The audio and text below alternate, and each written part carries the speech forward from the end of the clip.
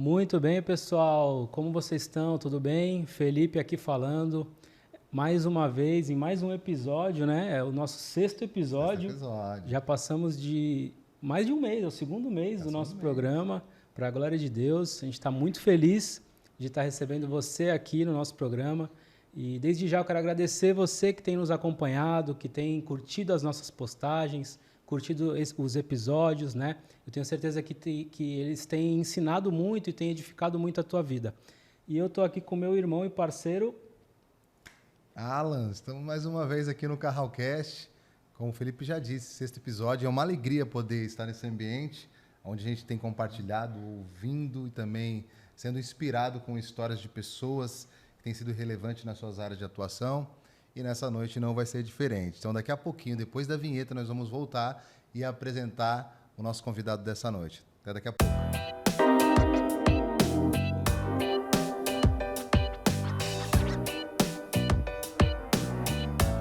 Estamos de volta aqui no Carralcast, o podcast da Influência Cristã.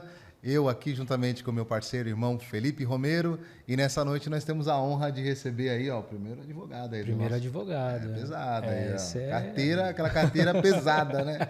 Né, Felipe? Isso daí que é bom, é. Tá com a gente nessa noite aqui, pessoal, Dr. Rodrigo Lima, um grande amigo, irmão, ex-pagodeiro. Também? Também. É, mas ainda toca um cavaco, é toca um banjo, toca um violão. Dá pra convidar ele para fazer lá na laje, né? Aí, tá vendo? Da laje, o Felipe tá sabendo. E agora também prega, canta, operador do direito. Mas fique à vontade, Rodrigo, aqui no nosso Carralcast para se apresentar. Rodrigo. Seja bem-vindo. Maravilha. Para mim é uma satisfação enorme estar aqui nesse projeto, participando desse projeto abençoado. Alan, que já conheço já há vários anos, desde a escola do Antônio Pacífico, né? Isso, era de lá mesmo. Nós tentávamos jogar bola. Tentamos, né? É isso aí. Pois é, conhecendo aqui também o Felipe, agradecer o convite, porque para nós é sempre uma satisfação poder conversar um pouco a respeito de assuntos que são pertinentes à área do direito e também comentar a respeito de como isso funciona com a vida cristã e compartilhando também da palavra de Deus. Isso para mim é uma honra. Agradeço o convite e eu tenho certeza que nós vamos compartilhar aqui histórias e situações que vai falar o coração do público, sem dúvida. Amém. Amém, é isso aí. E o nosso intuito aqui é justamente esse, né? Influenciar as pessoas através da nossa área, né? Independente da área de atuação que Deus colocou, cada um de nós, a viver uma vida para a glória de Deus no seu ordinário, como a gente fala, né? No seu dia a dia, nos momentos comuns, digamos assim, né? E para a gente entender um pouquinho disso, da sua profissão, mais para frente a gente vai abordar, qual é a tua raiz? Você nasceu em berço evangélico ou se converteu depois, como eu, né? Estou há 10 anos seguindo a Jesus, para a glória de Deus. Me conta um pouquinho da sua história para a gente. Sim.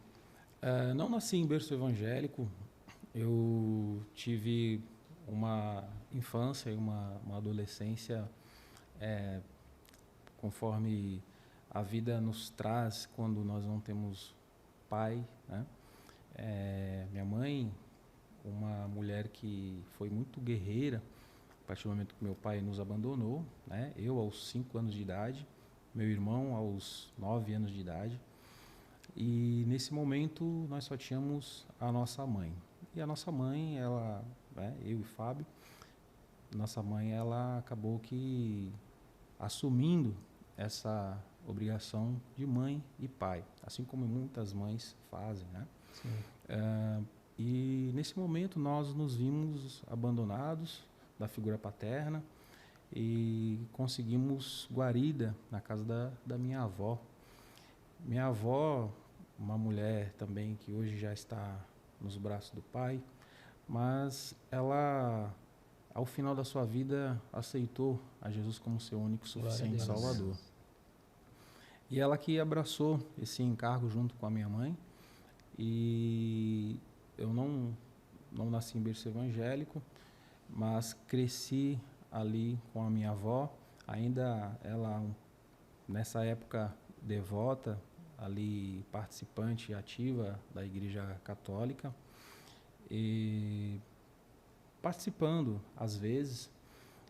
Isso nunca foi um demérito, até porque boa parte da minha família, né, minhas tias e meus tios, frequentavam a Igreja Católica e tem uma vida ilibada, uma vida honesta, e a religião, ela por si só não salva, não liberta e não vai trazer para as pessoas uma ideia de honestidade plena. Sim. Isso não significa que a religião ela vai fazer isso. Então, nós crescemos ali num lar que não era exatamente evangélico, cristão, mas católico em si. Porém, ao crescer, eu passei a visitar a casa de amigos, assim como era muito comum à época, até porque não havia tecnologia. Verdade. Não tinha videogame em casa. Verdade. Não existia o WhatsApp. Nada disso, né? Nada disso. Redes sociais, então, nem se fala. A internet não existia, né, Não Wallace? existia nada disso. Então, como não existiam esses atrativos, então nós passávamos a procurar brincar nas ruas, fazer amizades na escola e ir à casa dos amigos. E na minha adolescência, eu passei a frequentar a casa de uns amigos e assim eles também a minha, e assim nasceu o desejo pela música. Meu irmão chegou em casa com um cavaquinho todo quebrado e falou para mim: mano, eu vou consertar esse cavaco, não lembro se era cavaco ou se era um banjo, e eu vou começar a tocar, porque eu vi uns rapazes tocando lá na esquina e eu gostei. A princípio eu não liguei muito, mas depois que eu vi ele tocando, eu comecei a perceber, não é que é legal mesmo? E vi ali uma nova maneira de me distrair e de procurar me aprofundar na música. Foi quando eu comecei a frequentar, morador ali do Jockey Club, São Vicente. Opa, esse lugar eu conheço. Conhece, né? E muito bem, né? Frequentando ali a comunidade, morando na comunidade, Jockey Club, comecei a frequentar o dique da Caixeta. E ali conheci um cidadão chamado Anderson. E o Anderson também gostava da música. Conheci outras pessoas também que gostavam da música, do pagode. Começamos ali a sonhar aquele... né? Algumas crianças sonham em ser jogador de futebol, outras sonham em ser artistas, ser cantores. Mas nós tínhamos um sonho em comum de tocar um pagode da melhor maneira possível. Conheci algumas outras pessoas do ramo da música e começamos a desenvolver um grupinho de pagode ali. E tocamos, fomos tocando. Aos meus 16 anos, nós já estávamos tocando em lugares famosos, aqui na região da Baixada Santista, Praia Grande. Cheguei aí a tocar em São Paulo, até inclusive, como cavaquinista. Mas chegou um momento que eu acredito que não dava mais, porque Jesus chegou. Era esse ponto que eu queria chegar. Quando Jesus chegou na cena, entrou na cena, né? Como diz o menino lá, né? O Vitinho. Victim, né? Jesus chegou na cena. Jesus chegou na cena. Jesus chegou na cena. Porque eu, aos 18 anos para 19, eu fui pai e precisei deixar o pagode para poder trabalhar, porque agora eu tinha um compromisso, eu tinha uma responsabilidade e não passava pela minha cabeça de forma alguma fazer o que meu pai fez, né? Abandonar. E nesse momento eu tive alguns problemas, algumas crises até existenciais, porque eu era muito jovem. Então, como fazer isso agora? Como assumir uma responsabilidade? Tive, sim, algumas dificuldades E nesse momento, o Anderson, que é um amigo, é um irmão de longa data até hoje, ele me convidou, já tinha ido à igreja, e me convidou para ir em um retiro espiritual. Nesse retiro, eu não fui porque eu tinha um compromisso com a empresária do grupo, porque era carnaval. As igrejas têm por costume fazer Sim. retiros espirituais, né, durante o feriado do carnaval. Esse eu não fui. O Anderson foi. Lá o Anderson teve um encontro com Jesus e ele chegou na minha casa depois do retiro. A primeira coisa que ele fez foi ir até a minha casa e falou assim para mim: Rodrigo, você não sabe o que aconteceu. Eu falei: o quê?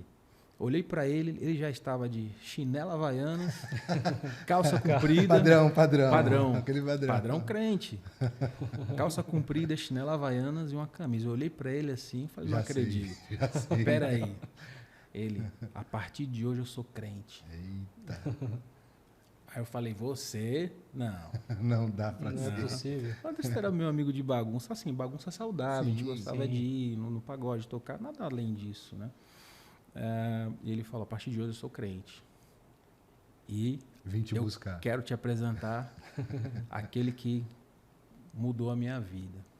Crente e já assumiu a E posição já de assumiu a missionário, hein? posição de missionário. Já chegou lá já falando: Já olha, Jesus evangelizando, salva, é. cura, liberta. Antes eu não sabia nada. Ele tinha acabado de aceitar Jesus, mas o Espírito Santo, assim, tomou a vida dele de uma forma, e ele já de imediato foi até minha casa e falou: vamos lá na igreja, domingo tem culto. Falei: tá bom. Esse é amigo, hein? Precisamos ouvir o Anderson num próximo O Anderson episódio vai aí vir também. aqui, hein?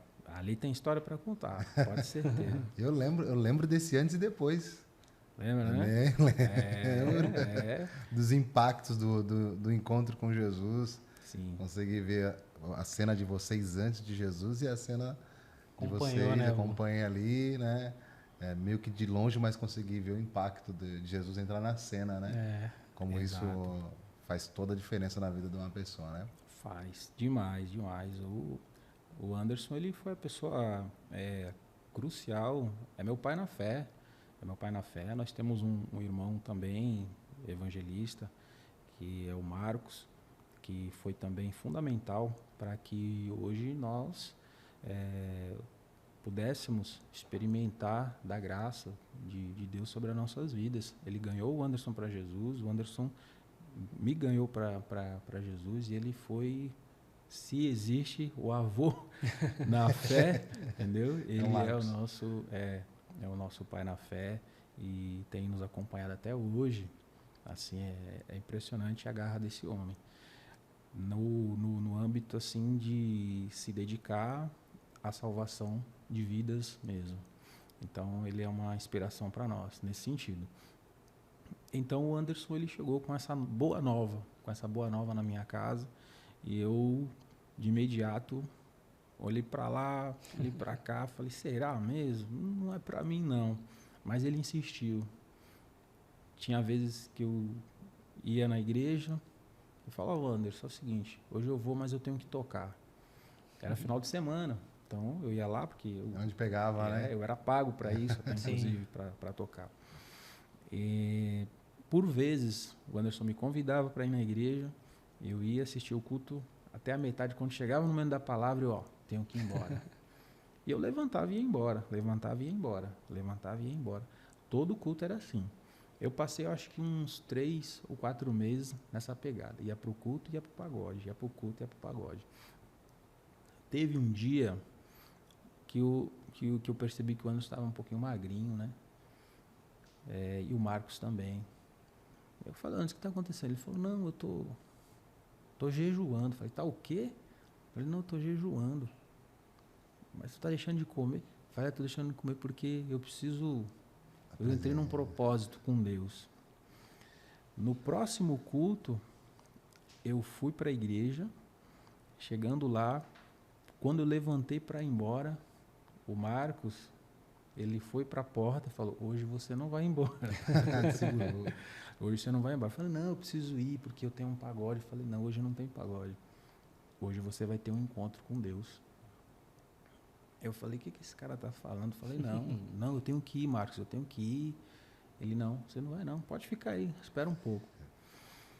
A palavra foi ministrada e foi tiro certo. Falou ao meu coração. Nesse dia, eu de fato entreguei a minha vida para Jesus, entreguei a minha vida a Cristo.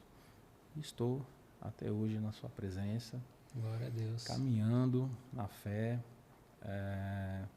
com todas as adversidades e dificuldades que todo ser humano passa, mas nós temos a certeza que com Ele nós somos mais do que vencedores. Amém. Amém. Na verdade, essa história, na verdade, mais uma vez, só confirma aquilo que nós já sabíamos. Sim. Amigos influenciam amigos. Isso. Amigos levam uma boa mensagem para amigos. Na verdade, foi isso que o Senhor Jesus ensinou, né? Sim. Que aqueles que receberam pudessem levar aos outros a revelação do Evangelho, boas novas. Foi o que o Anderson fez, foi o que o Marcos fez. E se você puxar mais um pouquinho, a gente vai ver que depois disso aconteceu um grande movimento também.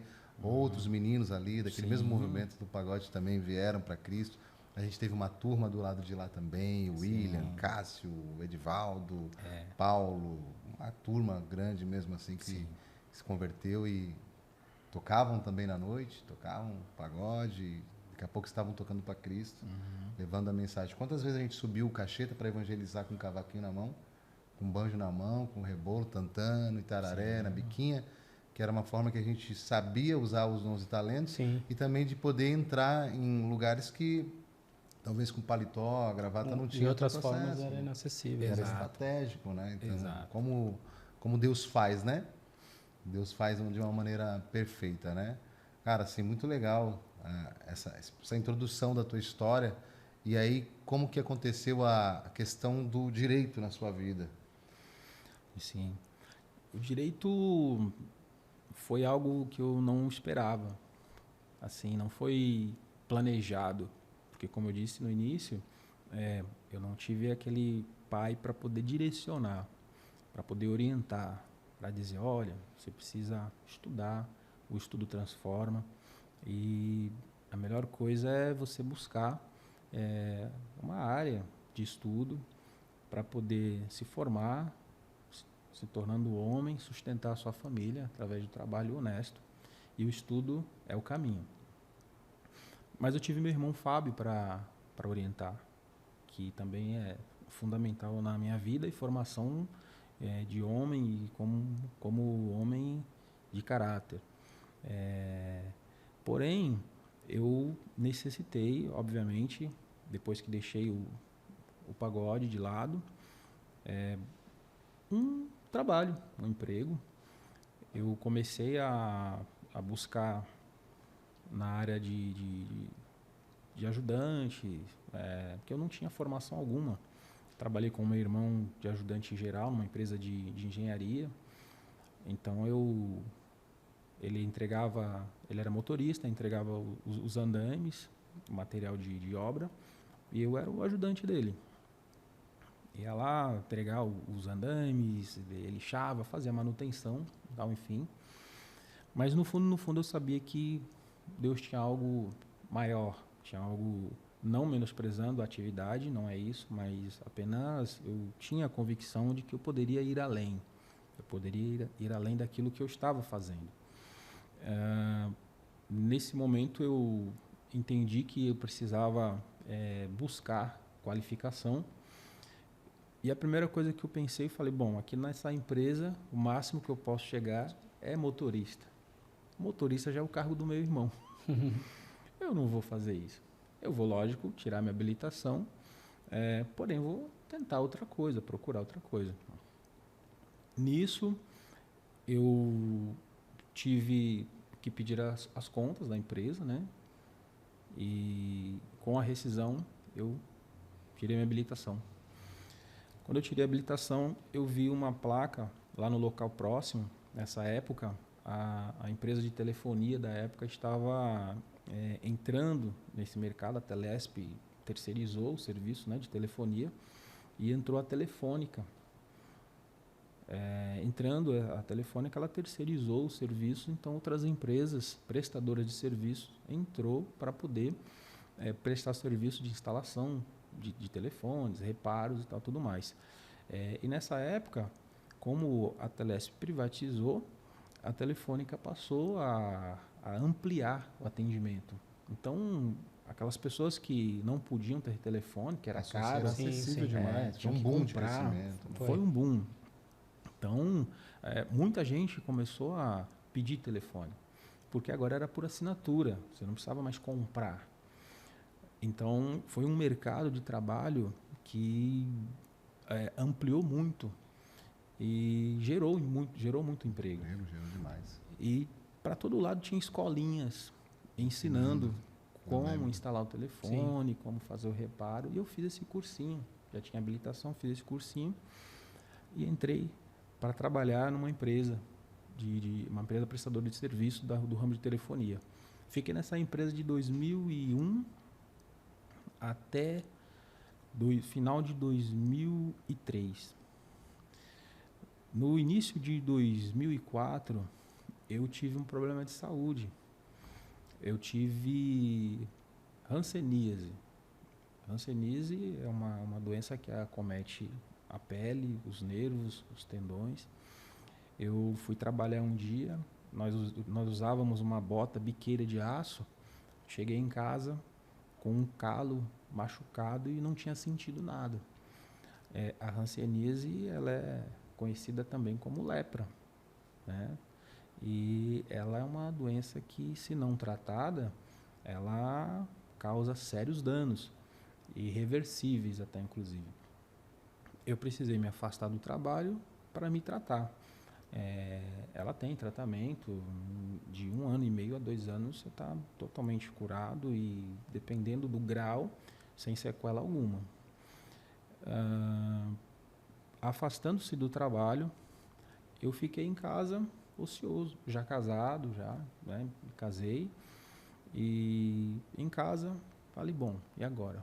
O que eu faço? Estou me tratando, está tudo bem, mas eu não posso ficar sem fazer nada. Nesse dia que eu estava pensando o que fazer, em casa chegou o avô da minha esposa, o saudoso pastor José Valério. O saudoso pastor José Valério tinha iniciado um projeto social chamado Lar de Amparo ao Idoso, em São Vicente, na Vila Margarida. Lá no final da Avenida Brasil, um bairro super populoso de São Vicente. Conheci carente, quando era lá. Estive lá. Conheceu, né? Conheci, nossa. Esse projeto, idealizado por ele em parceria com as igrejas, foi um projeto que, para ele, foi a menina dos olhos dele. E ele estava comentando com a minha sogra também, já falecida, a saudosa Paula, sobre o andamento do trabalho. Eu ouvindo, eu falei, eu posso ser voluntário lá? Ele olhou para mim e falou, mas você está bem? Eu falei, não, eu estou bem, até porque não tenho nenhum problema de imobilidade. É porque o afastamento é necessário, porque a medicina do trabalho declarou que é necessário ficar afastado, mas eu posso voluntariamente ajudar em alguma coisa. Como que funciona lá? Ele falou, olha, nós temos alguns idosos lá que precisam tomar banho, precisam se alimentar, é necessário limpar o ambiente. Mão na massa mesmo. Mão na massa. Falei, então, o que eu puder fazer, estou à disposição. Ele, tá bom, então, vamos lá, pelo menos você não fica aí, assim, né? Já estava bem, tratamento bem encaminhado. Eu fui para o Lar de Amparo ao Idoso ser voluntário. Lá no Lar de Amparo ao Idoso eu fui voluntário como cuidador, então ajudando lá a trocar as fraldas dos idosos, dar o alimento, dar o banho, levar no médico como motorista e tal. Tudo de forma voluntária nessa época. Sendo assim, eu entendi, observando lá o trabalho, que a vontade era imensa das pessoas que ali estavam desenvolvendo um trabalho. Porém, faltava o entendimento técnico. Sim. Faltava o entendimento técnico. Eu pensei, bom, eu acredito que é necessário ter um pouco mais de conhecimento, porque as dificuldades elas são inúmeras. E naquela época, muito mais. E sem conhecimento técnico, Mais ainda. não basta Difícil, só a vontade. E aqui já vai um parênteses em relação à vontade que as pessoas têm de iniciar um projeto social sem ter o amparo jurídico e sem ter o conhecimento técnico. Muitos projetos se iniciam com a vontade e são projetos bons, mas chega uma hora que ele estagna, não avança, porque falta essa questão Sim. técnica, ou seja, de ajuste da burocracia. Isso não tem como, é necessário. Porém, não era o direito que me saltava aos olhos.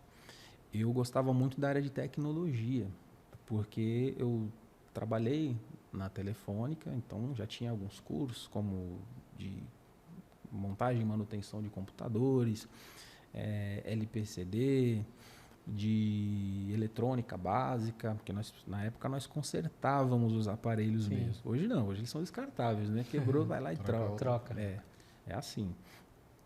Então, eu insisti, vou fazer um curso de tecnologia. Entrei, comecei a estudar tecnologia da informação, TI, né? Hoje conhecido como TI, mas na época era ciência da computação. Comecei a fazer ciência da computação, fiz um ano.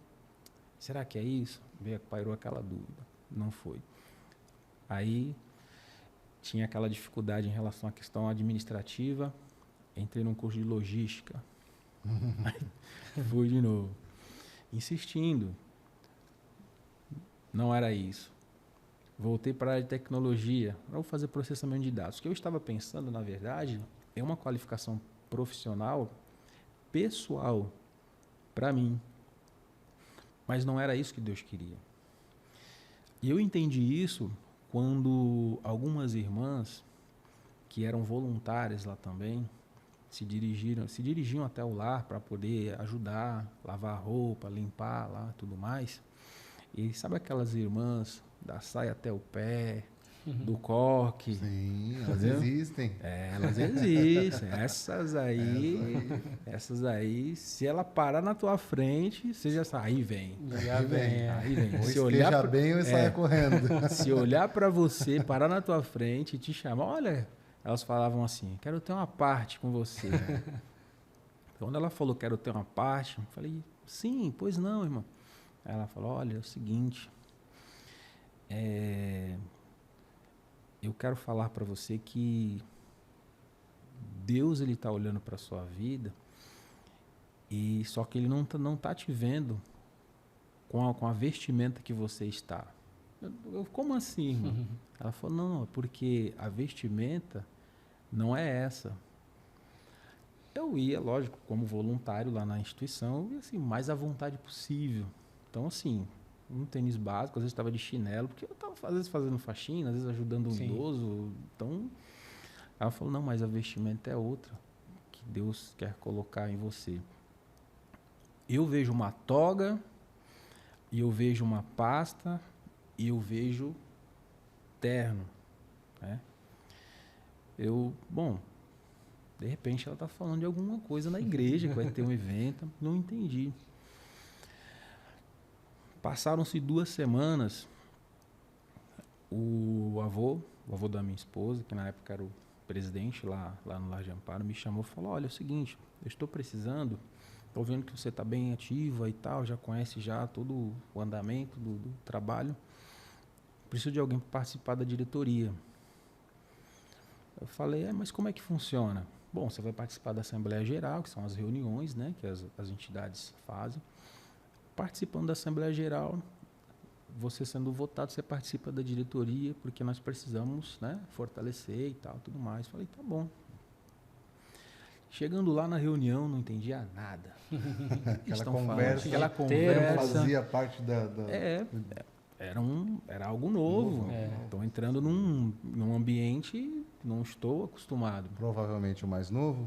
Sim, mais jovem lá. Era o famoso chão de fábrica, né? Exato. Chão de fábrica. Exato. Bom, vamos lá. Comecei a tentar entender. tentar entender. Foi quando eu comecei a passear naquele trabalho mais administrativo e ele me chamou e falou, olha, é o seguinte, vai auxiliando aqui na administração, porque nós precisamos ajustar algumas coisas. 2 semanas após esse episódio, já estava participando da diretoria, mas não da executiva propriamente dita, mas como conselho, né, como conselho fiscal. Mas eu ajudava na parte da administração porque eu estava ali ativamente. Sendo assim, 2 semanas se passaram, chegou um pessoal que foram lá para fiscalizar. As entidades, elas são fiscalizadas sim, de uma forma diuturnamente. Essas pessoas chegaram lá e procuraram conversar com o responsável, com uma prancheta para fazer anotações. O responsável não estava, que era o coordenador na ocasião. Quem é que pode nos atender? Eu falei, não, tudo bem, eu posso atender. Sobre o trabalho em si, a execução do trabalho do Lar de Amparo, eu sabia responder tudo. Mas da parte técnica... Documental e técnica, né? Aí faltou o conhecimento. O rapaz, o cidadão que estava na ocasião entrevistando, perguntou assim para mim, quem é você? Eu falei, me chamo Rodrigo. Mas você é o que aqui? Eu falei, eu sou um voluntário, estou auxiliando aqui na administração e tal. Mas você não sabe nada. Eu falei, não, mas aqui eu não sou o responsável daqui, né, da administração e tal, mas como é que eles colocam uma pessoa que não sabe nada? Eu falei assim para ele, já chega alguém aqui e tal. Eu falei, não pode. Qual é o teu grau de instrução? Eu falei, olha, eu já ingressei em umas faculdades da vida e tal, tenho o 2º grau completo e tal. Ele, não. Não me humilhe tanto, né? Quase isso. Aí foi naquele momento que eu lembrei da irmã falando, e assim que ele foi embora, essa irmã chegou e ela voltou a falar, ela não sabia de nada. E ela voltou a falar assim para mim, falou, olha, é o seguinte, eu vou te dizer mais uma vez,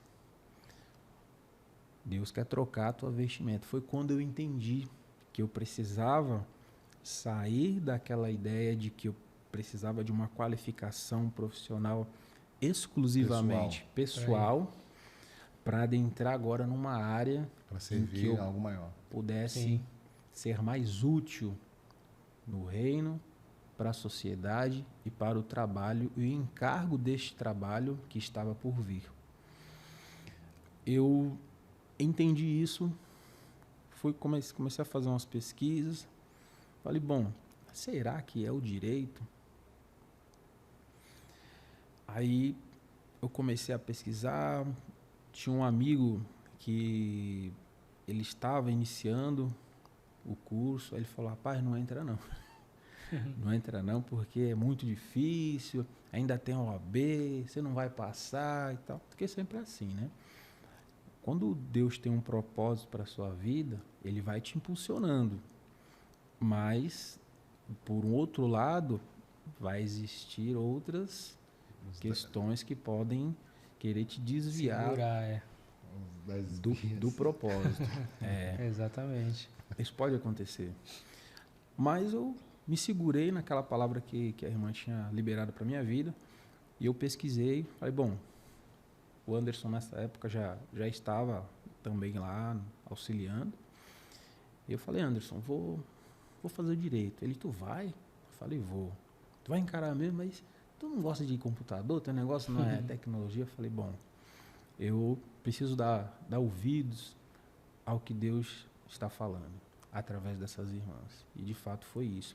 Fiz minha matrícula, comecei a cursar a faculdade de Direito, e a partir daquele momento, quando eu iniciei a faculdade de Direito, houve uma reviravolta lá na instituição em relação à direção daquela época, e não tinha ninguém para assumir a presidência da instituição.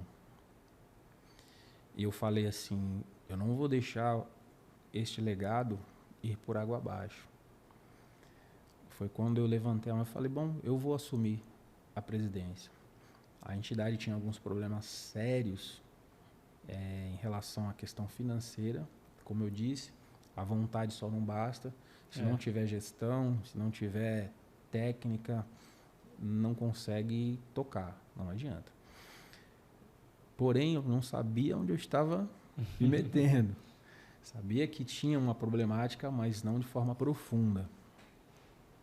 Chamei o Anderson, que é um parceiro, é um guerreiro que está aí conosco até hoje. Falei, Anderson, vamos assumir esse encargo? Ele, vamos, Rodrigo, estou contigo. Convidei mais outros irmãos de fé mesmo, que assumiram junto conosco. E assumi a presidência da entidade. A partir do momento que eu decidi cursar o direito, o Anderson como vice-presidente e outros irmãos junto conosco para poder tocar a instituição. Começamos ali a trabalhar efetivamente na questão burocrática, jurídica da entidade, e o direito somou junto ao conhecimento que nós tínhamos do trabalho propriamente dito.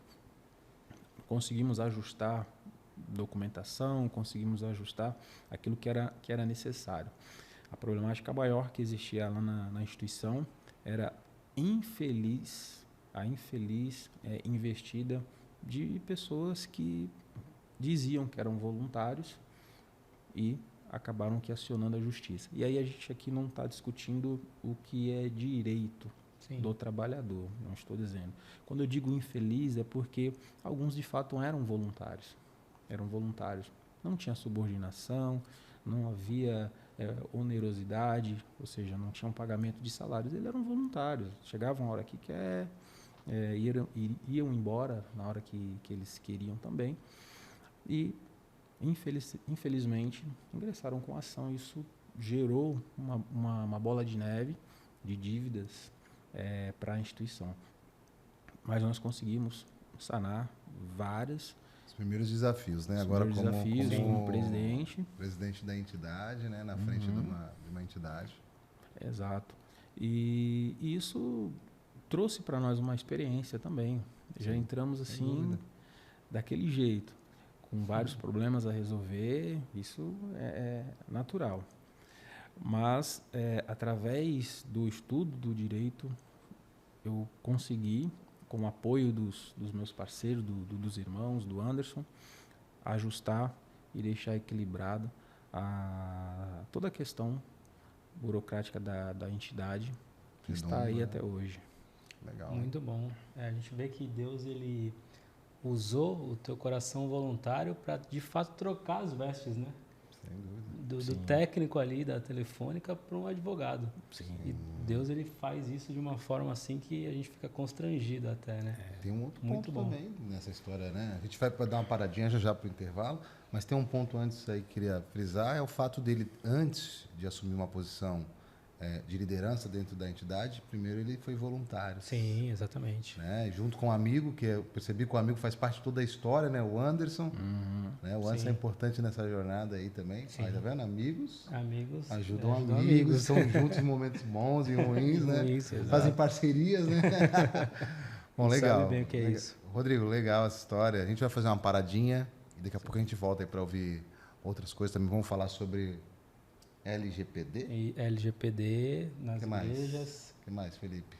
Terceiro setor. Terceiro setor, que é essa área, né? Que ele como já advogado entrou, e também como presidente da instituição. Falar um pouquinho da instituição, como está hoje, quantas pessoas atendem, as necessidades também, para quem tiver o interesse em participar doando, né? Perfeito.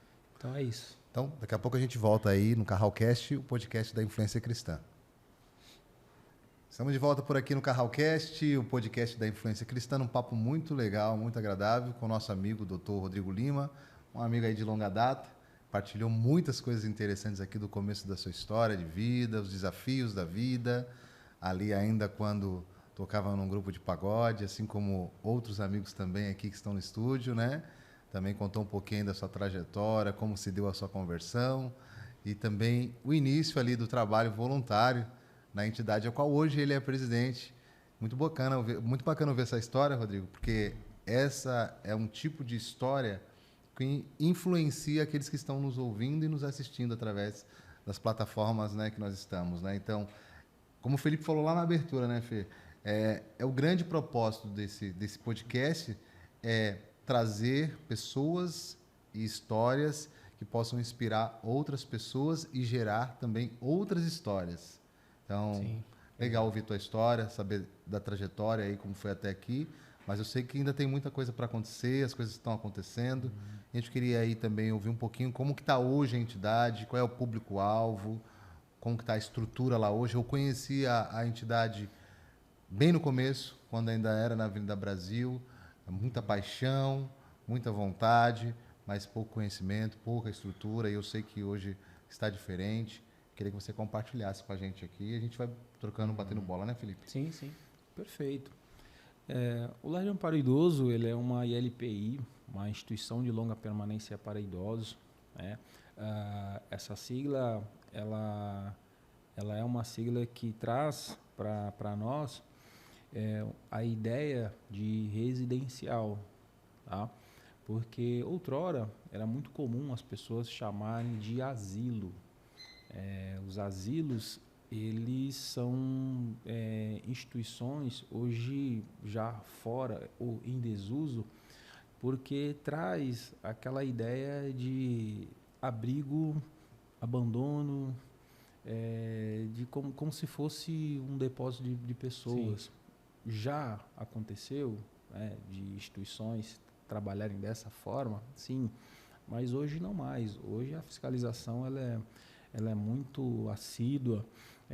As instituições sociais que trabalham nesse âmbito, nesse segmento, elas são fiscalizadas pela Vigilância Sanitária, pelo Ministério Público, principalmente, de São Vicente, é muito atuante, por sinal, e tem perseguido instituições que estão irregulares, não só no município, né, mas na região, que buscam apenas aproveitamento econômico, ou seja, se aproveitar desse trabalho e explorar economicamente. Nós sabemos muito bem que isso pode acontecer.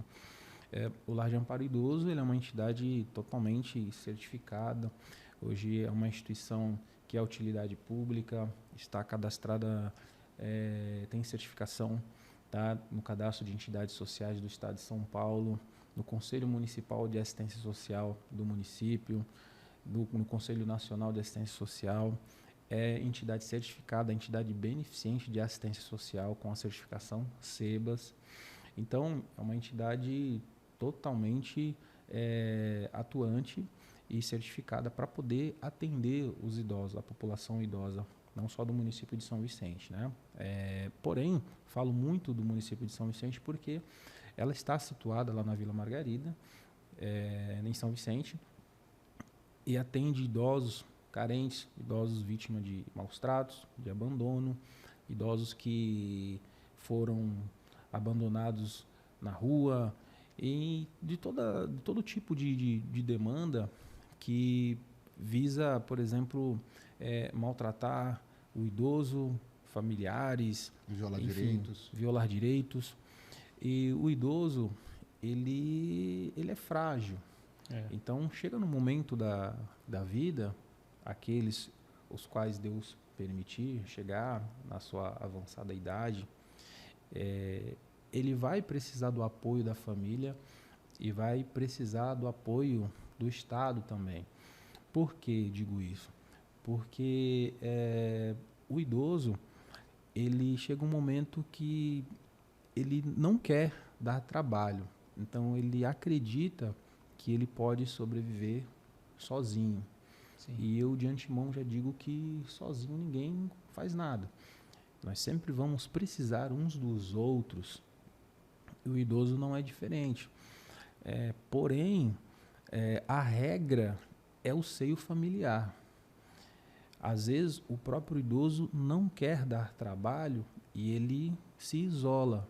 E ele fica buscando morar sozinho, buscando se manter sozinho. E isso não é bom. Quando a família dá apoio, de fato, até é possível, em parte. Mas quando a família não dá apoio, esse idoso ele fica em situação de vulnerabilidade. Sim. E isso traz a ideia de que ele pode ter problemas, ou seja, sofrer quedas, ter riscos, por exemplo, do ponto de vista alimentar. E é por isso que as instituições estão aí. Porém, a regra sempre vai ser a família. Nós somos a exceção a essa regra. Abrigar um idoso ou institucionalizá-lo não é a regra, é a exceção. Sim. Então, os idosos que são encaminhados para nós são aqueles idosos que realmente necessitam estar lá. Mas isso também não significa que lá, no lar de amparo ao idoso, é um lugar que não é adequado. Pelo contrário, existem idosos lá que não quiseram voltar para casa, porque o trabalho não é só acolhê-los, o trabalho é reintegrá-los, porque lá existem outros idosos, reintegrá-los e também restaurar o vínculo familiar, Sim. caso esteja fragilizado. E é uma missão árdua, porque o idoso que chega lá, através do serviço social do município, a Secretaria de Desenvolvimento Social é quem encaminha os idosos para nós, uma vez eles recebendo a denúncia, identificando um idoso abandonado na rua ou na sua própria casa, esse idoso chega para nós lá numa situação muitas vezes degradante. E nós precisamos executar um trabalho essencial para que o idoso ele volte a ter dignidade, ele volte a entender que, opa, eu estou de volta num seio familiar, porque nós nos tornamos a família dele. Sim. A partir do momento que ele está conosco. É um trabalho de fortalecimento de vínculos. Exatamente, também, né? Principalmente. Então, o Lar de Amparo, ele fornece para o idoso alimentação adequada, são 6 refeições por dia, ele tem atendimento nutricional, então as refeições são balanceadas, são refeições que são elaboradas especificamente para esse público. Uma nutricionista assina o cardápio e prepara toda essa parte nutricional. Nós temos enfermagem 24 horas, nós temos lá um serviço de psicologia, serviço social. Então, perceba que a nossa equipe técnica multidisciplinar, ela vai de encontro à necessidade vital do idoso e principalmente vai além, porque um idoso na sua casa não vai ter esse serviço, ele não vai ter esse cuidado. E lá ele tem todo esse cuidado. 24 horas por dia. E 24 horas por dia. Então, perceba que a instituição de longa permanência para o idoso, ela precisa ter todo esse aparato técnico. Se não tiver, ela não consegue dar seguimento, tá, no cuidado com o idoso. Algumas descartam, acham, não tem necessidade. Aí chama voluntários, chama cuidadores de idosos, mas não tem um objetivo. Nós precisamos ter um objetivo, e a entidade, ela tem um objetivo, o Lar de Amparo tem um objetivo, que é tratar o idoso com dignidade, que é fortalecer os vínculos, que é restaurar tudo aquilo que ele perdeu. O idoso, ele perde a sua identidade. Sim. Lá ele retoma, lá ele volta a ter a sua identidade de volta. E quando eu digo identidade, não é a cédula, Não. é saber sim. que Quem ele ele é. ainda é um cidadão. Sim. Ele ainda é um cidadão que tem direitos e obrigações. Já chegou o idoso lá que não votava.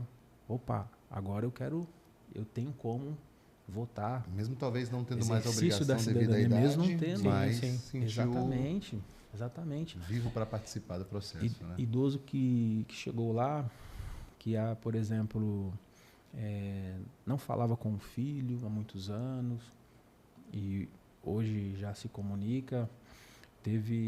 Nós tivemos lá um idoso que ele era estrangeiro, ninguém sabia o nome, foi encontrado na rua, ninguém sabia o nome dele, não tinha documentação.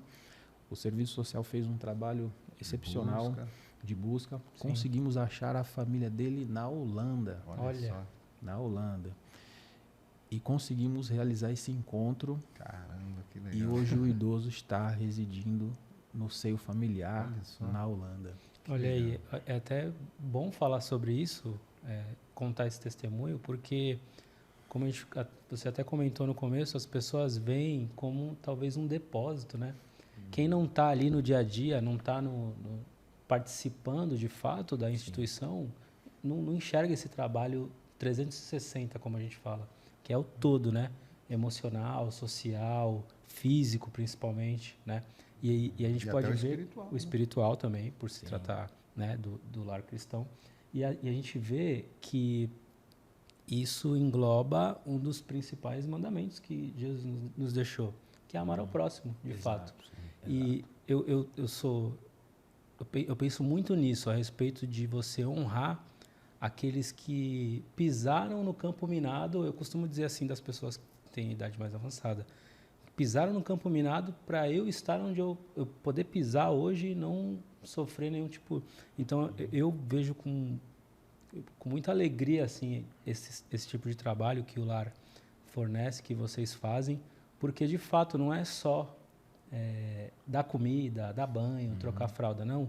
É você ter todo ali um aparato também emocional e social para servir com servir e para excelência. retomar a identidade da pessoa. Isso aí me deixa muito feliz. Cara, é fantástico. Uma vez, Felipe, e isso não me sai da minha cabeça. Eu estava conversando com, posso chamar de Rodrigo, que é amigo, e nós estávamos numa conversa e eu estava perguntando sobre as visitas do pessoal da igreja, visitar, e ele falou um negócio que me tocou bastante, doeu e ao mesmo tempo me tocou, né? Que é um lar que atende todas as pessoas, independente do credo religioso. A boa parte das pessoas lá professam a fé cristã, que estão na frente da entidade, mas como uma entidade pública, não poderia se resumir a atender só ao público específico, né? E quando as pessoas iam lá visitar, elas iam mais na intenção de poder pregar a sua fé, Ah, sim. mas com esse único objetivo. É. E aí, quando ele falou isso, não sei se você lembra dessa conversa que nós tivemos, eu falei, caramba, isso é uma pancada na barriga, né? Porque a gente não pode olhar para o público só estar lá na intenção de trazê-los para a nossa comunidade de fé ou fazer com que aquelas pessoas que talvez não professem a mesma fé se convertam à nossa fé. Não.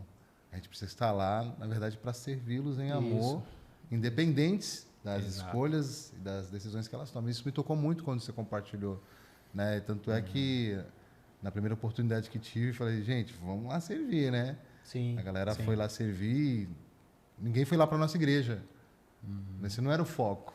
O foco era lá servir, ministrar o serviço, passar tempo com eles, ouvir as suas histórias, né? Isso também é uma pregação, sem abrir a Bíblia Sagrada. Sim, né? claro. O serviço, Sim, né? claro. E desde já eu quero firmar aqui o compromisso de que eu vou lá. Nós Né? vamos Eu não lá, tive né? a oportunidade de ir na última vez que a nossa comunidade de fé foi, mas com certeza na próxima vez. Carralcast estará lá. Carralcast estará representado lá. aqui, ó. Vitor também, ó. O Vitor está ali também na técnica, também vai estar lá. Também.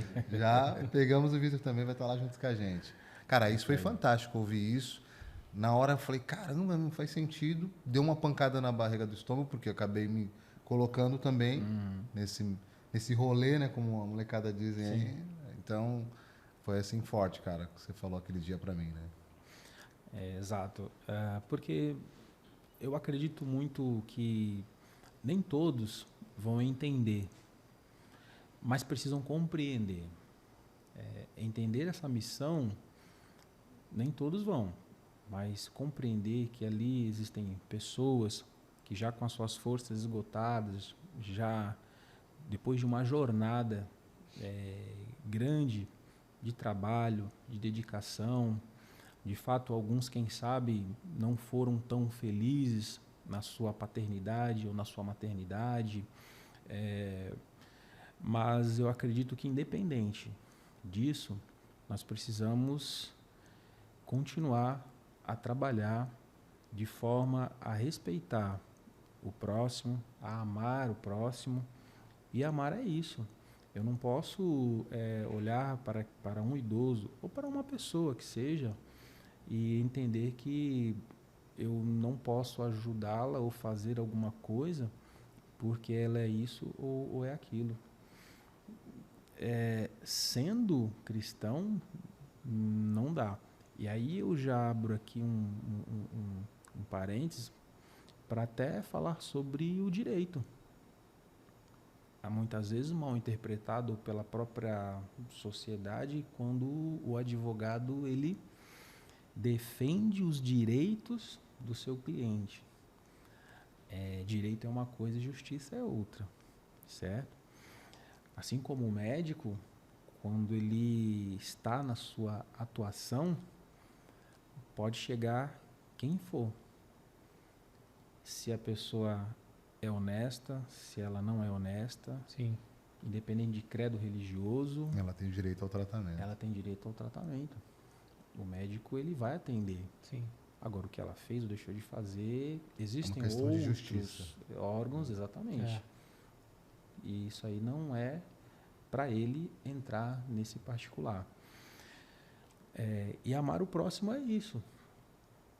Amar o próximo, na verdade, é olhar para Jesus e na sua trajetória entender que ele estava disposto a morrer por quem não merecia.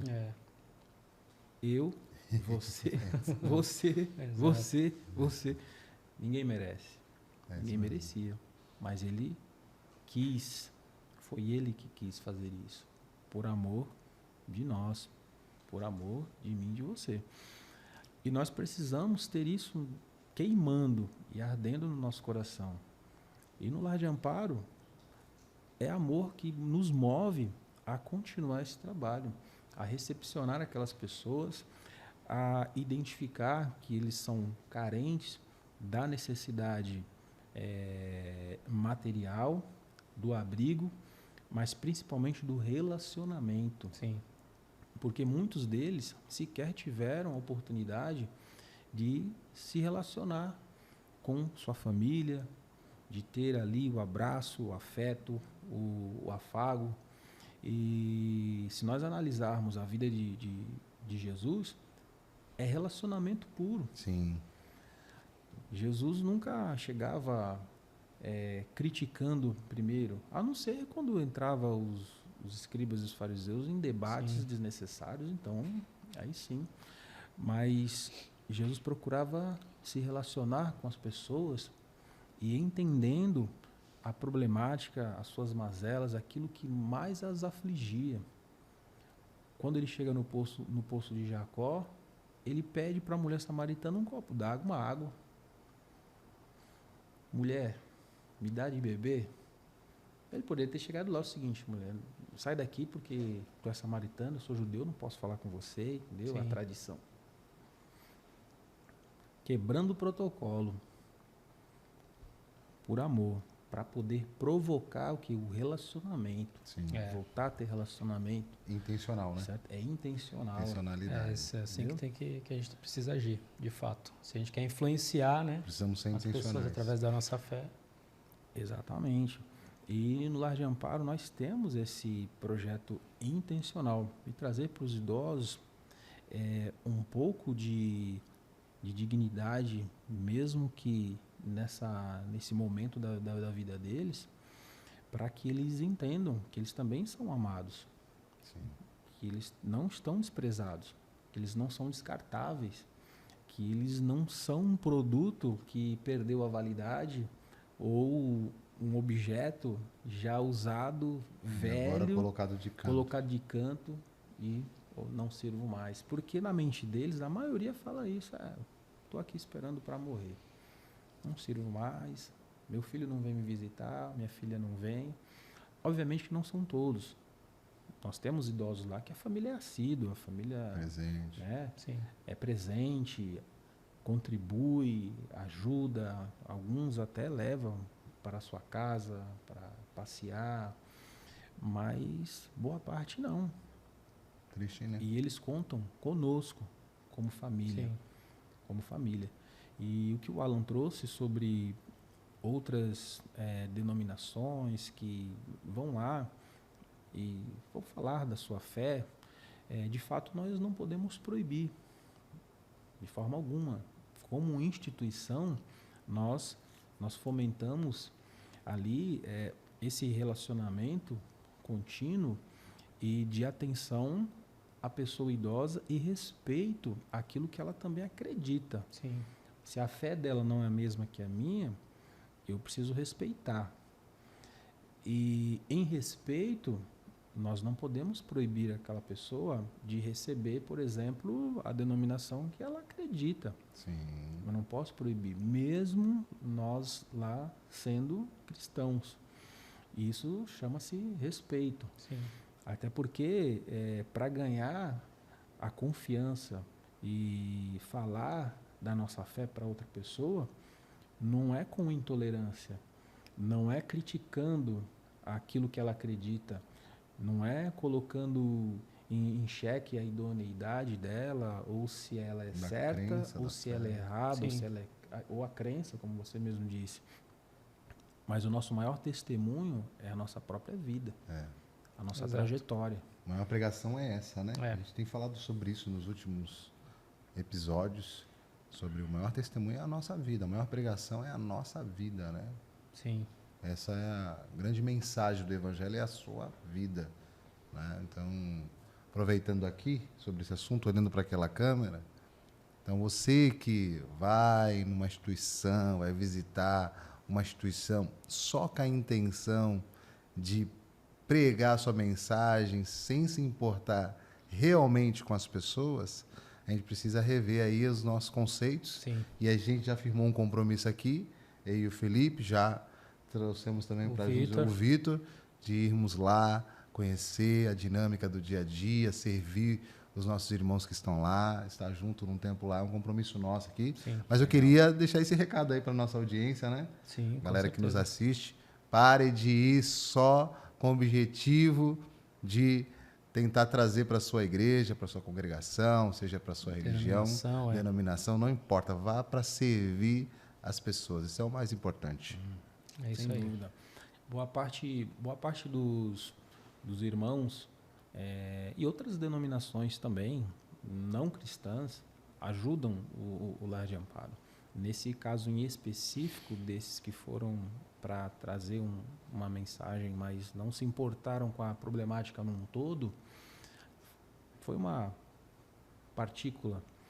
Mas, graças a Deus, o Lar de Amparo é uma entidade conhecida em São Vicente e aqueles que nos ajudam e que estão lá participando conhecem a seriedade do nosso trabalho e trazem para nós lá uma ajuda significativa, sempre quando podem.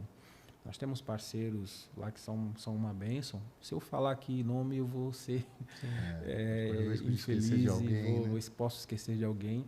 Mas, desde já, eu agradeço todos quantos participam e cooperam lá conosco, os parceiros, porque fazem a diferença. Como Legal. eu disse, ninguém faz nada sozinho. Sim. Bacana. Sempre vamos precisar uns dos outros. Aliás, né, certeza. Felipe, tem a possibilidade de colocar na descrição aí do... A gente vai colocar, com certeza. Você que quer ajudar, quer participar, né? Perfeito. O Dr. Rodrigo vai mandar pra gente os dados, a gente vai... CNPJ, inserir para a gente aqui. poder colocar na descrição, para quem quiser Isso. doar também, o endereço da entidade, Maravilha. Isso tudo aí. direitinho, né?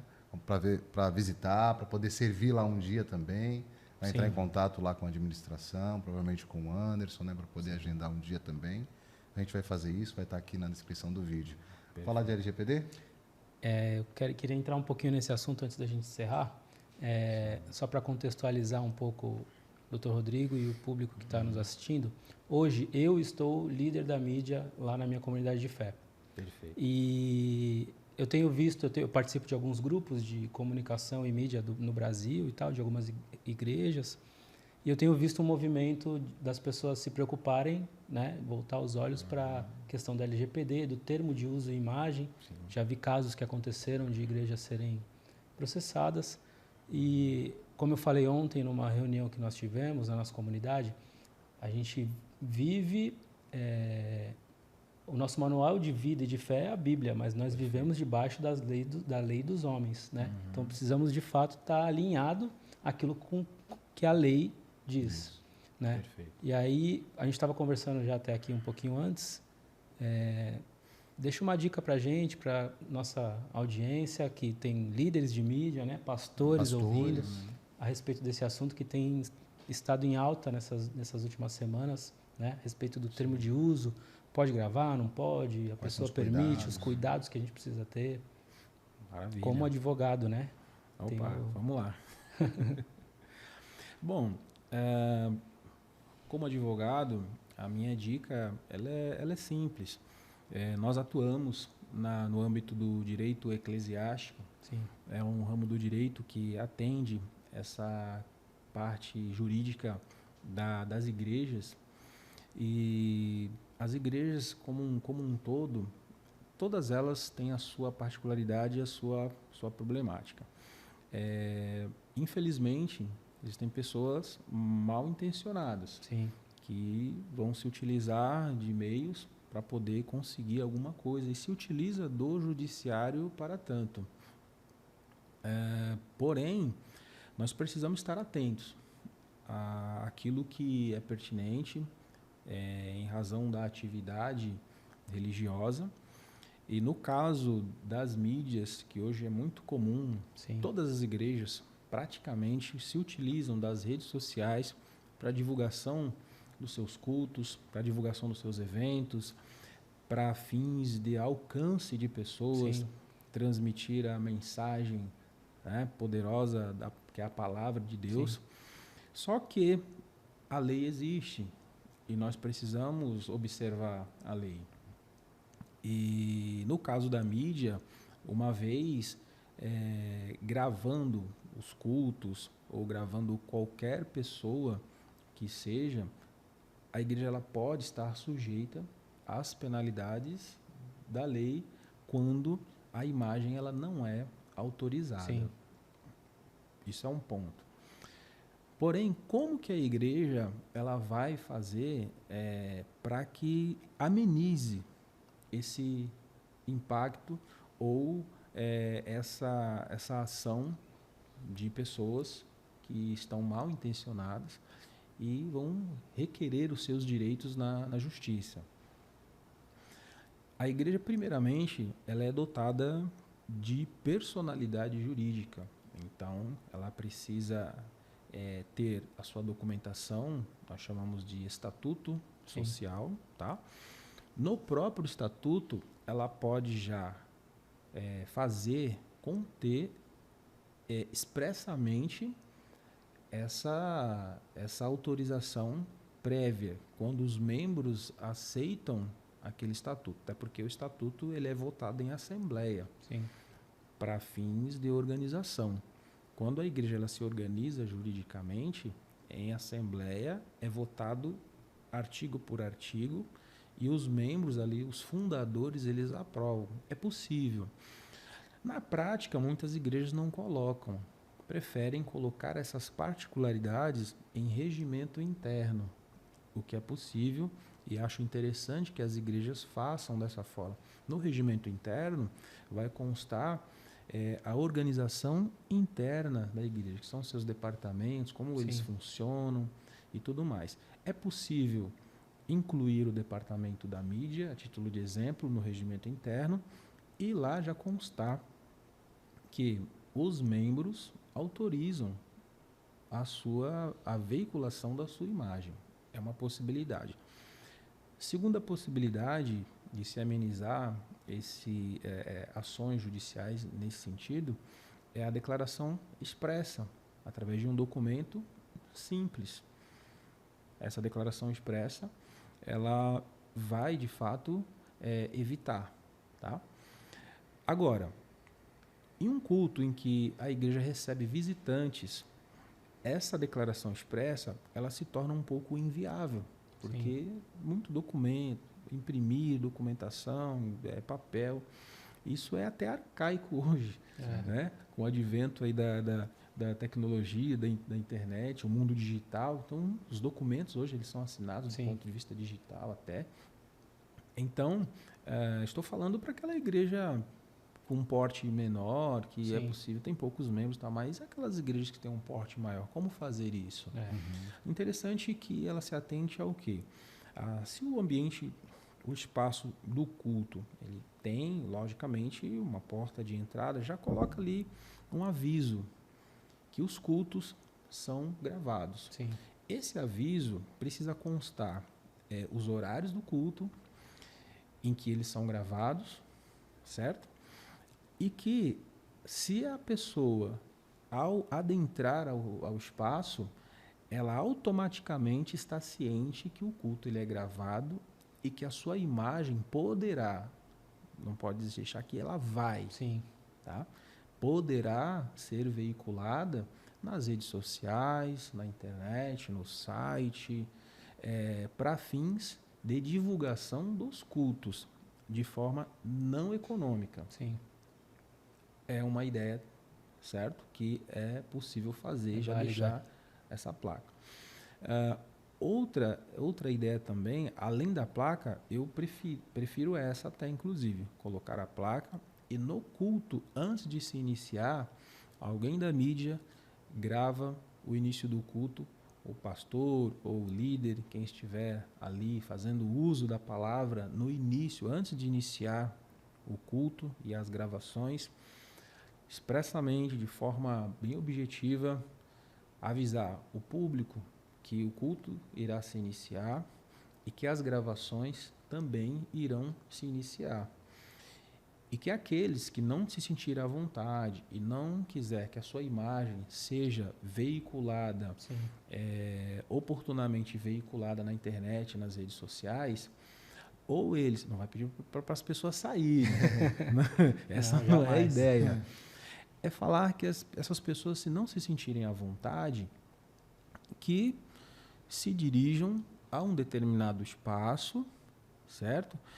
E já fazer um alerta ao pessoal da mídia Sim. de não gravar esse Naquele público em si, certo?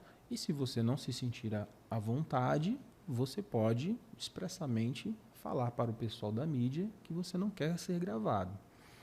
Esse é o ponto. Então, já existe esse aviso. Então, se a pessoa não se manifestar no sentido de pedir para não ser gravada e não se dirigir ao local que é específico para essas pessoas que não querem ser gravadas, então, automaticamente, ela está entendendo que não tem nenhum ela problema. está autorizando a sua gravação. E outra dica também para o pessoal da mídia é evitar registro de visitantes de forma frontal, onde vai aparecer exclusivamente a imagem da pessoa. Sim. E evitar a divulgação exclusiva dessa imagem. Eu já vi, por exemplo, em redes sociais de igrejas, não vou citar o nome aqui, denominação, em que a imagem exclusiva da divulgação é de um visitante de forma frontal. Isso acontece muito, por exemplo, em final de culto ou início. A pessoa aceitou Jesus, alguma coisa, aí está lá a imagem da pessoa. Sim. Ganhamos mais um para Jesus e tal, as coisas assim, coloca a pessoa lá de forma frontal. A pessoa às vezes está no seu momento íntimo, está ali refletindo sobre a palavra, aí as lágrimas estão descendo, aí a mídia vai lá e tira aquela foto. Às vezes a pessoa não quer. Sim. Ela está ali querendo a sua privacidade. Então, às vezes, se torna, não em todos os casos, se torna invasivo. Há uma intimidade. E é isso que enseja uma ação. Então, se existe esse procedimento que pode amenizar, por que não fazer? Sim, então, claro. Isso é interessante para que as igrejas comecem a entender que nem tudo dá para fazer de qualquer forma, mas se fazer da forma legal, teremos menos problemas. Sim. Menos problemas, sem dúvida. Exatamente. E, por fim, direito de ação, todos nós temos. Ainda que você não tenha direito ao final. Até porque o acesso ao judiciário, você pode acessar o judiciário para requerer aquilo que você entende de direito. Mas se você vai ter direito, É outra história. É outra história. E nós entendemos que a justiça é isso. É, de fato, julgar, porém, entender se você tem direito ou não. Sim. E se nós acharmos o direito em conflito com a justiça, nós precisamos lutar pela justiça. Sim. Isso é uma máxima e nós não podemos abrir mão disso. Exatamente. É porque eu enxergo as mídias sociais, principalmente, como um canal de bênção, de fato, para que as pessoas cheguem a uma comunidade de fé, né, a uma igreja. Sim. Já tivemos casos lá na nossa comunidade, outras também com certeza já tiveram, de pessoas que viram um post ou alguém que compartilhou, né? A gente fala muito da prova social, né? O que é melhor? Eu postar em um perfil ou 10 pessoas postarem e marcarem a igreja. Então, é uma prova social que as pessoas veem, mas tem que ter esse cuidado. Muitas igrejas talvez não tenham esse cuidado, não pensam sobre isso. A gente sabe que os membros, os mais próximos, não vai, a gente prevê que não vai acontecer esse tipo de coisa, né? Mas tem o caso dos visitantes. Eu acho que esse é um ponto principal, né, Alan? Sim, mas acho que essa preocupação é necessária para esse tempo. É pertinente, vivendo, né? A igreja precisa estar contextualizada com as leis atuais que estão acontecendo, as boas práticas. A gente tinha falado sobre isso, né? Sobre as boas práticas. É necessário, né? E vem uma geração com a cabeça mais, né, ligada nesses assuntos e a gente precisa se preocupar, sim. Estamos chegando ao fim. É um papo bom. Passou rápido, né? Passou rápido, muito rápido. Passou rápido demais. Falamos de várias coisas aqui, da vida pessoal, testemunho, a entidade. Falamos agora do direito. Direito eclesiástico, Direito eclesiástico. Tem papo pra caramba, né? E aí, vou pedir pro Dr. Rodrigo deixar aquela mensagem. Olhando pra câmera? Olhando pra câmera. Agora é a hora, Dr. Rodrigo. Aquela mensagem de impacto relevante para todos que nos acompanham aqui no Carral. Maravilha. Bom, primeiramente eu agradeço essa oportunidade de poder estar aqui junto com meus irmãos, Alan, Felipe. E a mensagem que eu deixo para você, jovem, adolescente, adulto, idoso, é que Jesus é o caminho, a verdade e a vida. Tenham coragem, independente das circunstâncias, vocês podem chegar e atingir o objetivo, segundo os propósitos de Deus para as vossas vidas. Mateus 14, 22 é um cenário adverso para os discípulos. Alguns ficaram no barco, porém Pedro quis, pela fé, andar sobre as águas e viver o sobrenatural. Em um momento da vida dele, ele duvidou, naquele momento ali, andando sobre as águas, ele duvidou, teve medo, até submergiu. Mas o socorro bem presente estava ali, próximo. Jesus resgatou ele e o levantou. E ali Pedro teve uma experiência sobrenatural. Mas para isso, ele teve que sair do barco. A zona de conforto, quem sabe, é esse barco que você está vivendo. Quem sabe é esse barco que você está lá. Tremendo de medo, com as circunstâncias da vida, com as ondas que assolam a sua vida. Mas eu tenho uma palavra para você. Quer viver o sobrenatural? Quer ir além? Saia do barco e vá andar sobre as águas. Mas, se submergir, saiba que tem um mestre, tem um Jesus pronto a te resgatar. E aí você vai poder voltar para o barco andando sobre as águas e vivendo o sobrenatural. Amém. Glória a Deus. Glória a Deus. Não, mensagem poderosa. Fechou com chave de ouro. De ouro, né? Exato. A mensagem poderosa que é as boas novas do Evangelho, né? Exato. Mas é isso. Um papo, super agradável. Muito obrigado, Dr. Rodrigo, por estar aqui com a gente nesse episódio. E desde já eu quero pedir para você curtir aqui as nossas redes sociais, seguir o Dr. Rodrigo também. A gente vai colocar as informações aqui do Lar de Amparo ao Idoso, né? O Instagram também. O Instagram, todas as redes sociais. E continue sendo luz. Seja uma influência positiva ao seu redor, diante das pessoas que caminham com você, da sua família, seu trabalho. continue sendo luz, porque é para isso que Jesus nos chamou também. Exatamente. Amém. Obrigado, Amém. amigo Rodrigo, doutor, praticamente um pregador do Evangelho, já vi pregando, tocando, cantando. É uma bênção aí nas mãos do Senhor. Obrigado por ter aceitado o convite aqui do Carralcast.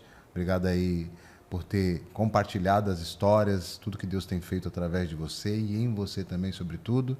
É uma honra recebê-lo aqui e que a sua história chegue aí a muitas pessoas e inspire tantas outras pessoas como você foi inspirado ali por Deus através dos amigos que te influenciaram, né? Amém. E para você que nos acompanhou até aqui, muito obrigado mais uma vez.